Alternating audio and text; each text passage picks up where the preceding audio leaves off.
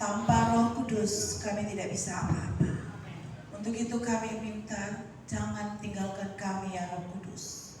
Tetap mengurapi kami, bekerjalah dalam hidup kami. Karena Roh Kudus akan mengantarkan kami untuk naik sampai bersama-Mu. Untuk itu kami sangat membutuhkan Roh-Mu. Bekerjalah mengurapi kami semua, dan tidak ada satupun yang tidak dijamah. Dan kami semua selalu ada di dalam hadirat-Mu, karena hadirat-Mu akan sanggup untuk memulihkan kami. Terima kasih ya Roh Kudus, kuasailah kami semua yang memberitakan maupun yang mendengar. Biar hari ini firman yang didengar tidak akan kembali dengan sia-sia, namun menjadi kekuatan yang baru bagi kami untuk menjalani hidup di masa yang akan datang. Kami percaya firman ini adalah Engkau sendiri, dan Engkau berbicara melalui bibir hamba-Mu ini. Dan hamba yang tidak ada apa-apa berserah kepadamu Tuhan, dan Engkau yang berbicara. Dalam nama Yesus Masihi firman yang hidup, kami sambut isi hati-Mu sambil berkata bersama saya, amin. Silakan duduk, Bapak Ibu Saudara sekalian, Shalom.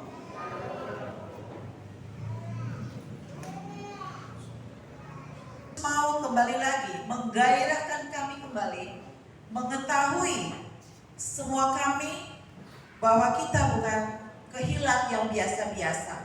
Kita bukan manusia biasa-biasa, tapi kita manusianya Bapa Yahweh, yang Tuhan Roh Kudus berdaulat atas hidup kami. Kita baca sama-sama dalam 1 Petrus 2 ayatnya yang ke-9.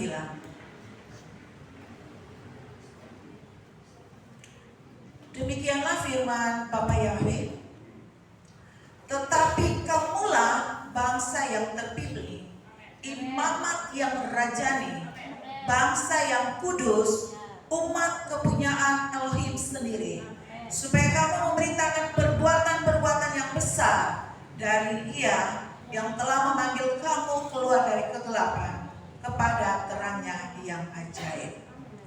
Puji Tuhan. Kita mau ketemu semua baca sama-sama, ganti kata kamu dengan nama diri sendiri. Bisa? Ya, kita baca sama-sama ya. Semua sudah dapat? Tunggu. 1 Petrus 2 ayatnya yang ke-9. Sama-sama kita baca. 3. Tetapi jadi bangsa yang kudus, umat kepunyaan Elohim sendiri, supaya memberitakan perbuatan-perbuatan yang besar dari Dia yang telah memanggil keluar dari kegelapan kepada terangnya yang ajaib. Amin. Ya. Dalam firman ini bukan cuma di perjanjian baru diberitahukan, tetapi ada juga dalam perjanjian lama. Kita suka ketemu baca sekali lagi dalam Keluaran 19. Kitab Keluaran 19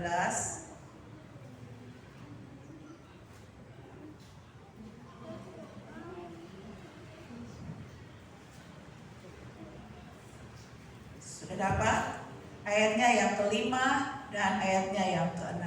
Baca sama-sama kembali. Ganti kata kamu dengan nama diri sendiri. Oke, 1, 2, 3. Jadi sekarang, jika kamu sungguh-sungguh mendengar firman-Ku dan pegang pada perjanjian-Ku, maka kamu akan menjadi harta kesayangan-Ku sendiri dari antara segala bangsa, sebab Akulah yang mempunyai seluruh bumi. Kamu akan menjadi bagiku kerajaan imam dan bangsa yang kudus. Inilah semuanya firman yang harus kau katakan kepada orang Israel. Amin. Ya, jadi dalam firman dalam pertama Petrus 2 ayat 9 dan Keluaran 19 ayat 5 dan ayatnya yang ke-6 ini ada dua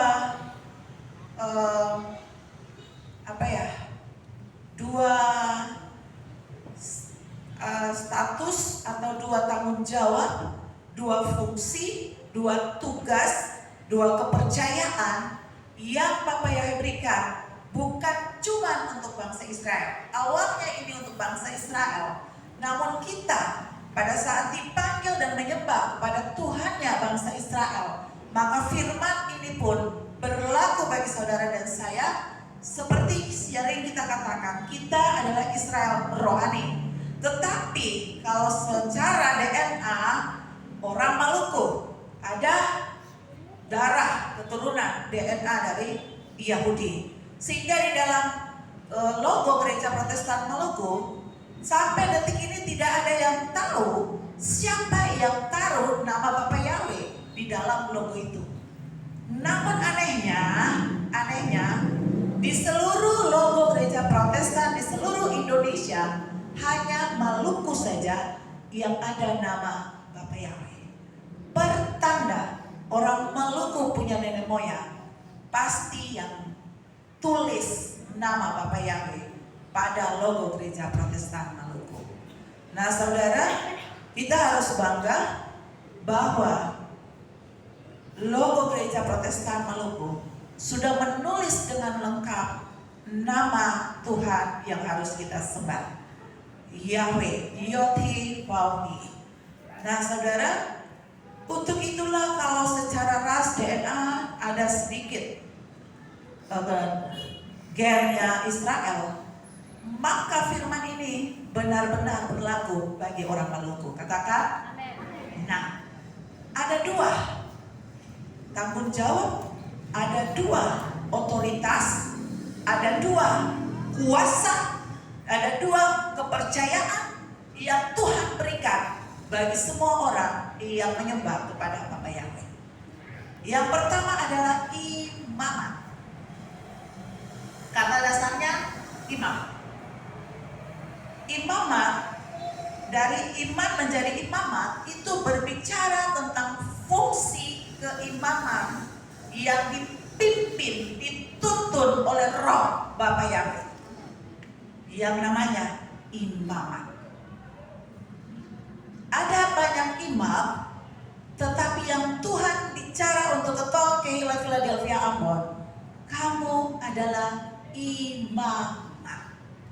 Bukan hanya yang berdiri memimpin, bukan hanya yang memberitakan firman di mimbar sini, tetapi ada otoritas yang paling luar biasa yang Tuhan berikan bagi seluruh bangsa Israel dan seluruh Israel rohani yang menyembah Bapa Yahweh dalam Yesua Mesias lewat tuntunan Ruach HaKodes. Jadi berbicara tentang imam atau imamat, seseorang yang ditunjuk langsung, yang ditabiskan langsung untuk menjadi pembawa berita tentang kerajaan Samim, tentang Torahnya Bapa Yahweh. Jadi saudara dan saya bukan manusia biasa-biasa saja, namun kami semua ditunjuk langsung dari si pemilik Samim dan yang punya firman bahwa engkaulah imamat, engkaulah ditentukan untuk memberitakan kebenaran firman, engkaulah ditunjuk untuk membawa kabar yang baik, kabar sukacita, kabar keselamatan, kabar pembebasan, kabar kemerdekaan, kabar kekudusan yang Bapa Yahweh yang menguduskan hidup manusia lewat pengorbanan Bapa Yahweh yang turun menjadi manusia yang diberi nama Yesua HaMasiah. Amin. Jadi kita semua bukan orang biasa-biasa.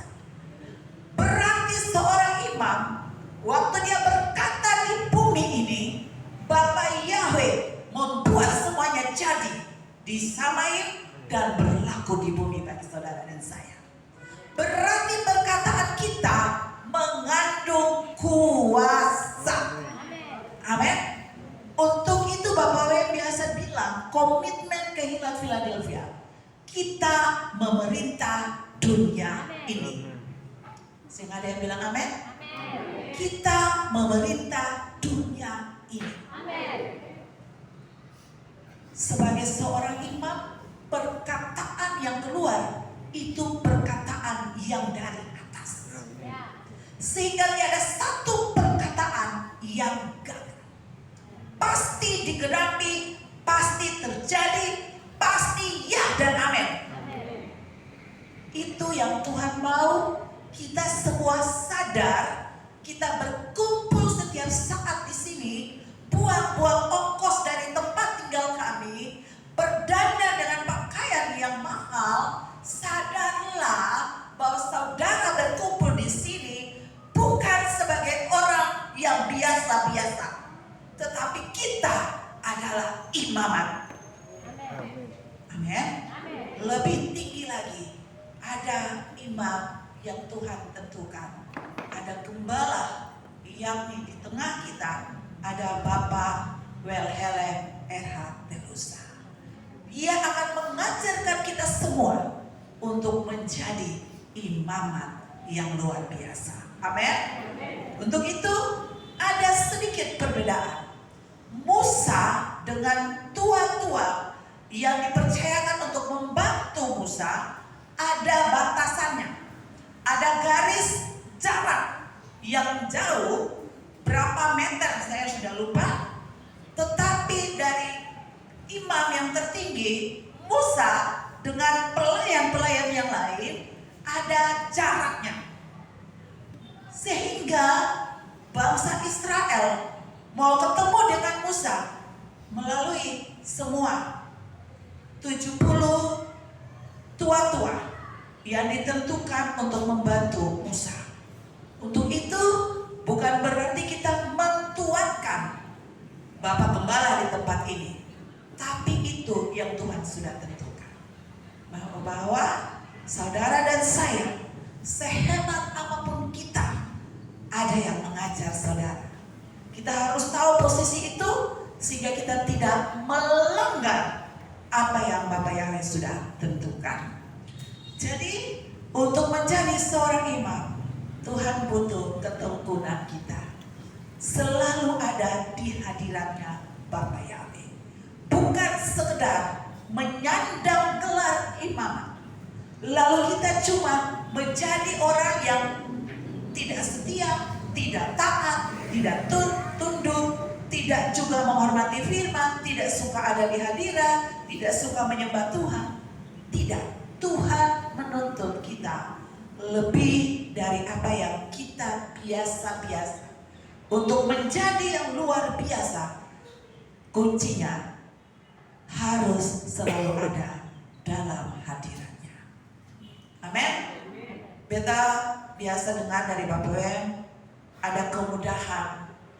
Ketong ambil saja perpuluhan dalam sehari. Kalau sehari 24 jam, sepersepuluhnya berapa? 2 jam 40 menit. Coba 2 jam 40 menit. Itu perpuluhan waktu sehari. Coba kita berikan untuk Bapak Yahweh. Mungkin kita tidak bisa 2 jam 40 menit dalam satu waktu, tetapi mungkin jam sekian kita 1 jam. Nanti jam sekian kita 1 jam. Jam sekian kita 40 menit. Supaya apa yang kita ikat di bumi terikat di sana. Semua perkataan kita di bumi, Bapak Yahweh mendengar dan Ia lakukannya. Sehingga kita menyandang imamat, benar-benar imamat yang berkualitas. Amin. Mari saudara, kita semua wajib menjadi imamatnya Tuhan. Bukan cuma laki-laki, perempuan. Di sini tidak bilang perempuan atau laki-laki. Kita semua bangsa Israel rohani wajib berdiri menampakkan potensi dan otoritas yang Bapak Yahweh berikan bagi kita menjadi imamatnya Bapak Yahweh. Amin. Tadi pujian, kecaplah dan lihatlah. Waktu engkau nyanyikan pujian, engkau lihat di alam roh, lihat sebagai orang yang punya kuasa, otoritas, sebagai seorang imam. Amin. Jangan takut, usaha mata pencaharianmu akan orang datang suka untuk menerima apa yang dibuat oleh tangan kita. Apa yang kita pikirkan bukan pikiran dari dunia ini, tetapi apa yang kita pikirkan mendatangkan berkat bagi siapapun yang kita jumpai. Jangan takut yang berdagang, mungkin saat ini masa-masa sulit, agak kurang banyak perusahaan-perusahaan tutup, tapi kita anak Bapa Yahweh, berkat kejutan-kejutan itu selalu datang seperti anugerah yang memegari hidupmu. Untuk itu, seorang imamat, berkatalah yang positif, lihatlah lebih banyak di dalam alam roh, maka itu terjadi bagi hidupmu di alam nyata. Amin. Kalau engkau berkata, sekalipun aku tidak bekerja, aku diberi karunia menikmati. Engkau pasti menikmati berkat sekalipun engkau tidak bekerja. Tetapi karena Tuhan memberikan engkau bekerja, apa saja engkau lakukan, lihat sebagai seorang imam, berkata dan lihat di alam roh bahwa usahamu berhasil.